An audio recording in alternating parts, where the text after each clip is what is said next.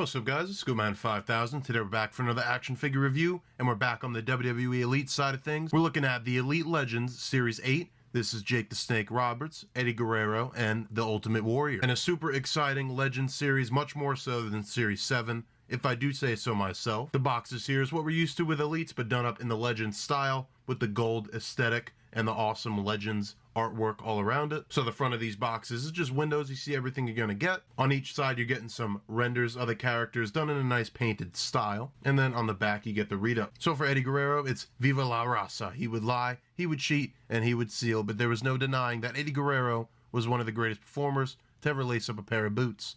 After making his mark in ECW, WCW, and around the world, Eddie finally won the championship in 2004. With an impact that can still be felt to this day, there's no getting enough of Latino Heat. For Jake Roberts, from the moment Jake Roberts stepped foot in WWE ring, he made a lasting impression, a master of psychological warfare. Jake weaved hypnotic words to get inside his opponent's head before the bell even rang. Once the match started, his burlap sack twitched the corner, meaning that his python Damien couldn't wait to wrap his coils around someone. The end wasn't a matter of 1, 2, 3, but a matter of a DDT. And then finally for the Ultimate Warrior, on the Raw after his WWE Hall of Fame induction, Ultimate Warrior delivered a legendary speech to all the Warriors in the WWE Universe. Every man's heart beats his final beat, his lungs breathe their final breath, and if what that man did in his life makes the blood pulse through the body of others, his spirit will be immortalized by the memory of those who honor him. You are the legend makers of the Ultimate Warrior. And then on the bottom you see all the characters in the wave. I didn't pick up Paul Orndorff because I really don't have any place for him in my collection, but I did see him. I found a full display of these guys, and unfortunately I didn't find a chase either of Jake the Snake. If you're out hunting, you can see the barcodes on the bottom. But with that said, let's bust these figures out, and let's take a look at Legend Series 8. And here's Jake the Snake out of the packaging. We'll start out with him. And for his accessories, he's got a decent amount. On the alternate hands, we do have some gripping hands on the figure. And then included, we also do get some swappable pointing hands for when he's cutting a promo. And then he also does include some Damien themed accessories. He's got his burlap sack, which is like a real cloth material with a rope that could even tie the bag together. And he also comes with Damien himself, his large snake that he would carry to the ring. And Damien actually does fit in the bag if you fold him up a certain way. But for the Damien itself, I do wish it was made of a bendy wire rather than just in this kind of pre-posed position. You can definitely get it around him and get him to hold it in certain ways, but it would have been nice if he was posable and bendy wired in there. But what that leaves us with is a pretty solid Jake the Snake. Now this one, like I said, does have a chase variant with the green tights. That one I definitely would have preferred because it reminds me of how he looked in WWE All-Stars and in the SmackDown vs. Raw games. But what we get here is still a fine figure. If I do find that chase, I'll probably end up replacing him. But for now, I got no issue with this. And Jake the Snake, he's got a few Elite figures, but I don't own any of them. And I'm really excited to finally have one in my collection. Jake's really just one of those icons of the 80s wrestling and someone who was really before his time. And now we even get to see him on AEW Dynamite. You can see the head sculpt here, actually a really good likeness to Jake, and the printing here is super clean, one of the better paint jobs I've seen with this kind of real scan printing technology. Sometimes they can get a little messy, but everything looks good from the eyes to the mustache, eyebrows, all that looks good.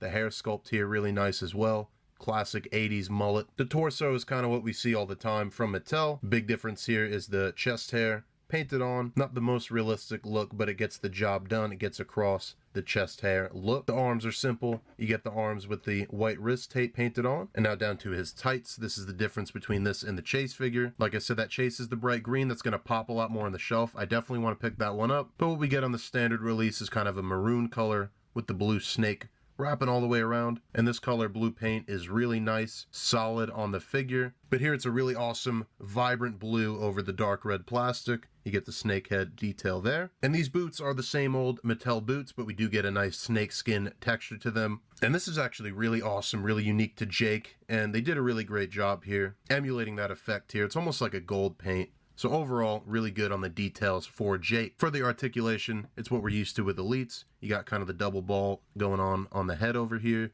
You get the ab crunch, goes back that much and forward that much. You get the hinge and swivel at the shoulder, upper bicep cut. The single jointed elbow goes at 90 degrees. And then you get the hinge and swivel at the wrist. The waist is going to rotate. The legs are going to spread out that much. He's going to rotate at the upper thigh.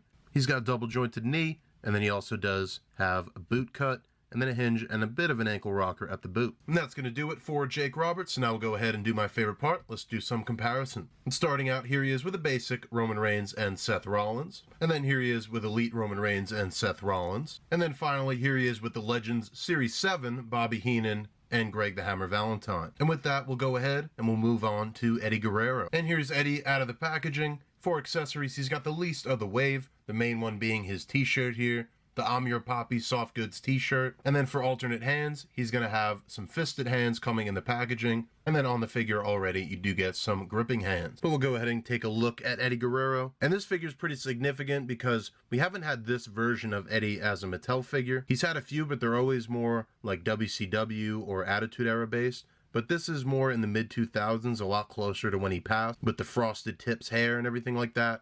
A version really we never had. And this really makes me want to get a Chavo Mattel figure. I'm pretty sure he has Mattels from like 2009 or 2010, because that'll go really well with this version of Eddie. The head sculpt here, they're killing it with the likeness here. And especially since they aren't able to get Eddie to scan him, it's really impressive what they pulled off here. The expression's awesome. The facial hair, the hair, everything looks perfect. I will say the skin tone on him is kind of dark for Eddie Guerrero. I guess this is him after he just hit the tanning bed. I do actually have another Eddie to bring in. This is from the NWO box set. And it's the same skin tone here, but I think in both of these figures' cases, the skin tone should be a little lighter. But nonetheless, this is still a great looking figure. Probably Eddie's best Mattel figure, I would say. It's definitely better than that Jeans figure I just showed off. And I think he has a few Hall of Fame figures. He doesn't have that many, but I think really if you're going to get one, this is the one you need. This could be him winning the world title. Not the same tights, but around the same era. Moving down, we got the I'm Your Poppy shirt. Looks good. It's just the Velcro style on the back, so that can be removed. Go ahead and do that now. Get a better look at Eddie without the shirt. I don't know how I'm going to display him because I like both the look. Might go with just the ring gear look on Eddie. Think that really looks good. So it's that leaner body on Eddie. Same thing for the arms. You even get his little forearm tattoo. The elbow pads. You get the wrist tape all painted on as per usual. And then the tights here look really awesome. You got this Latino Heat effect here. This is done in green and blue. And then Latino on the back with a bit of red in there. I don't know what event this is based on, but this definitely works as just a definitive, iconic Eddie Guerrero figure in my opinion. And then going down into his boots, you got the gold boots with the flames, signature of Eddie Guerrero, and that's going to complete the aesthetic. Going into his articulation, obviously it's going to be similar.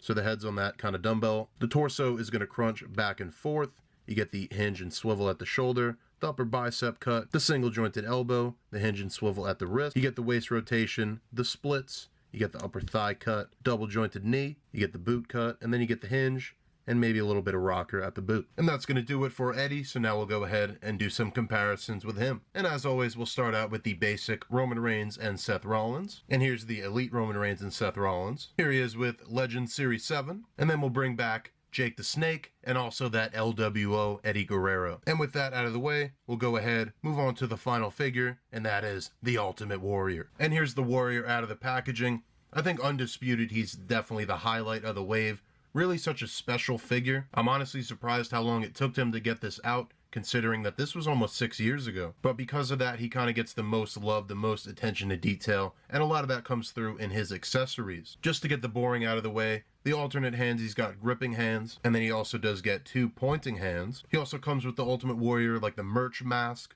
and this is done kind of the same way that sunglasses are handled with these Mattel figures, where it's just got 2 kind of pegs on the side. It goes onto the sides of the head. And I think the mask here is really kind of perfect because like it was in the actual promo, it's a bit oversized and a bit goofy looking, but really perfect for the look of this promo. And then finally, I had to save the best for last. This jacket that's on Warrior is one of the most unreal cloth goods on a figure. So it's that Rob Schamberger art. On the front, you see all this nice design. On the arms, you got Always Believe. And then on the back, just this beautiful Rob Schamberger portrait of the Ultimate Warrior with the IC title, everything like that. Definitely the highlight of the wave, and definitely the highlight of the figure is the jacket itself. That moves us on to the Ultimate Warrior figure himself. We'll get a closer look. And again, a really spot-on head sculpt here. Looks just like Ultimate Warrior as we saw him during that WrestleMania weekend, and really just a moment in time that this is recreating. I mean, I remember watching this promo not thinking much of it, but then you wake up the next morning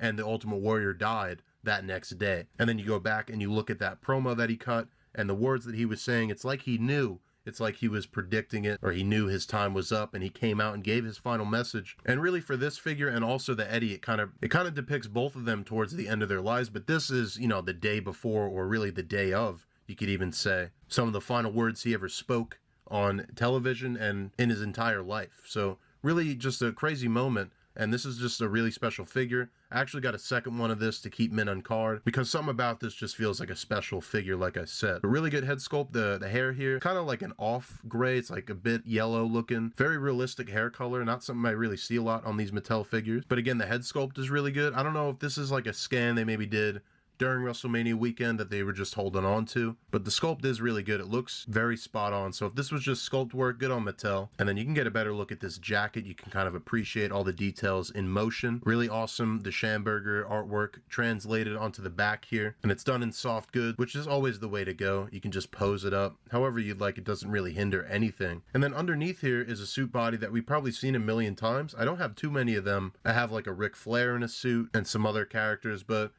I don't have too much experience with this body, but I'm pretty sure it's been around forever. I'm not going to remove this jacket, but if you wanted to, you could see the arms are just the same suited arms as well. The white shirt with the red tie, and then the rest of it is this gray color. Luckily, unlike some other suited figures, this one stands pretty well. There's the look at the brown shoes there. So aesthetically, other than this jacket, which again, I'll get another turnaround, there isn't that much to go over, but what this is depicting really is so significant and so cool, and definitely I think this is going to be a sought after figure for a long time for pretty obvious reasons. To go over his articulation, it's going to be similar but a bit limited by the suit. The head gets all the movement you need. Torso, there's ab crunch in there, but this big rubber piece isn't really going to allow for most of that. Same thing on the arms here. It all works, but you're not going to see it because of the jacket, but you get the hinge and swivel, the bicep cut, the single jointed elbow, and then the hinge and swivel at the wrist. The waist swivel is in there and it works pretty well. You get the splits, which is kind of weird looking on this. It makes me think it's an older body. You get the thigh cut. It's a bit lower than usual. Double jointed knee looks good. And then you get a bit of a rotation at the boot. And the shoes here are actually on what looks like ball joints. There's no actual hinge or pivot to them, which is pretty interesting. Not something you see a lot with these figures.